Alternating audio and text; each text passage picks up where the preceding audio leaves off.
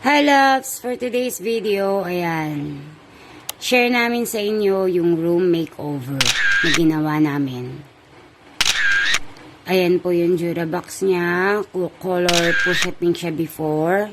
Ito po yung bintana na may basag na salamin yan, kaya inalis namin yan. Show namin yung video later kung anong ginawa namin dyan. Ayan yung finish po.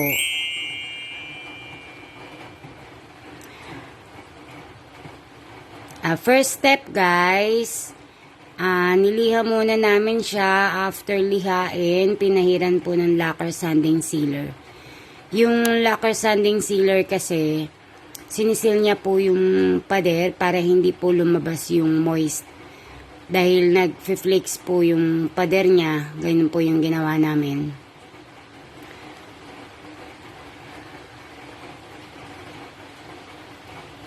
And color po siya, pink siya before. Ayun po yung bintana niya. Inalis namin yan eh. Show namin later sa video kung anong ginawa namin dyan. Sobrang liit lang ng room na to. Siguro nasa mga 3 square meter lang siya. Ayan, after malacquer sanding sealer, pinahiran na namin siya ng white. White kasi galing po siya sa dark dahil ang gusto po ni client is pastel color. Ayan, pati po yung ceiling, niretouch din namin. Yan po guys yung request na color ng room ni client. Ako po mismo nag-mix niyan.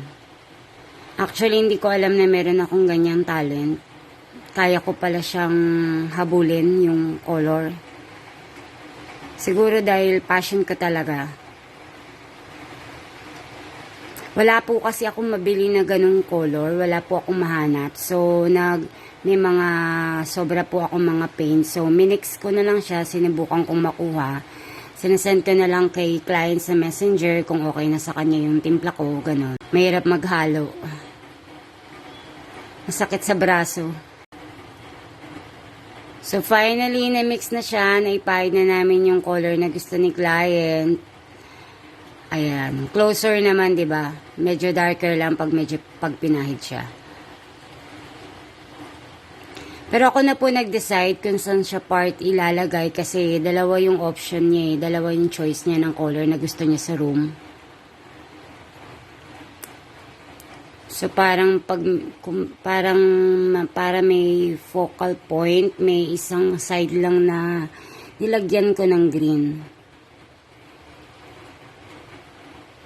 Ayan, ayun po yung pink na isa niyang gusto na color.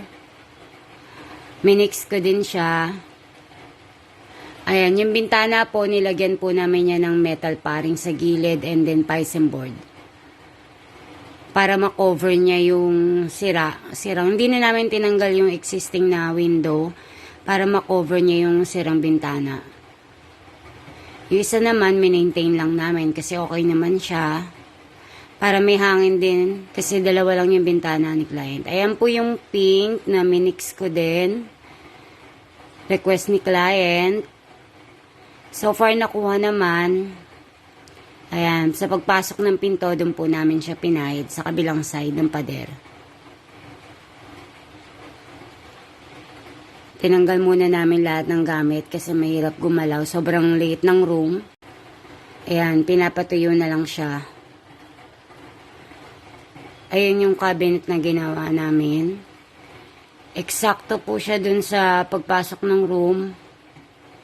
Para meron siyang mga lagayan ng mga anik-anik, kabubot. Siyempre, pag dalaga, maraming mga gamit. Ayan, yung cabinet. Pa-L-type. Para ma-maximize yung space. Kasi sobrang liit ng room. Built-in siya. So, may sayang na space doon. Nilagyan ko na lang ng table. Para may patungan siya ng gamit kapag nakahiga sa bed. Tabi siya ng bed.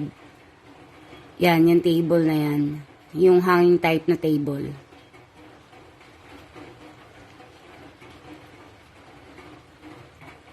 So, sagad siya sa kisame. Sa biga pala. Yung flooring din na namin binago. As is lang siya.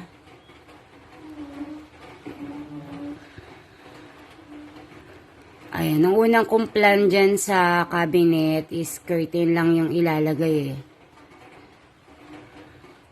Ayan, nilagyan namin ng shelf sa gilid, sa tabi ng cabinet. And then sa corner, para may patungan siya ng display or whatever, kung anong gusto niya. And then lighting. LED nilagay namin. Ayan, yung background ng cabinet, pink ang nilagay ko.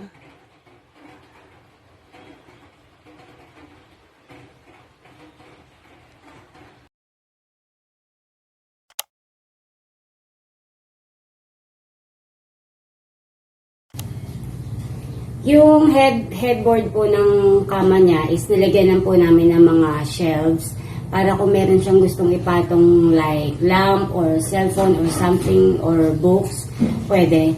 Pero yung width niya is nasa mga 8 inches lang.